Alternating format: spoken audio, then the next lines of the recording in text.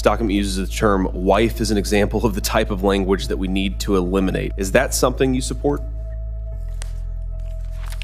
I'm sorry, could you restate the question? I'm sorry, sir. Yeah, I just said, so I'm asking unanimous consent, first of all, to enter this into the record, but it explains that wife, the word wife, is an example of the type of language that we need to eliminate. And I'm just asking if that's something you think is necessary or something you support.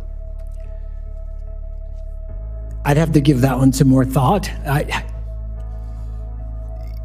Well, I would hope that the word wife is not something that or is something that we can all agree is a reasonable vocabulary word that most Americans use in their daily life. It's not something that we need to eliminate. I would just ask here, during a panel called How the FAA is Pushing Gender Language Boundaries, the panelists stated that FAA leadership brought us to where we are here today. We see the recommendations from the committee as a foundation, but it's also just the beginning of the conversation. It strikes me that preoccupying ourselves so much with the words that we use rather than the work that we do, especially as our infrastructure appears to be crumbling and we've had major flight outages the last couple of years, is at best a distraction and at worst a thing that takes attention away from focusing on the real problems. I worry, especially I represent the people of Ohio, and I'm very confident that the majority of Ohioans, if there's a pilot who is offended by the word wife or the word cockpit, maybe that person shouldn't be a pilot. So rather than kowtowing to people who are fragile, maybe we should actually say, if you're so worried about the words that we are using, you shouldn't be flying,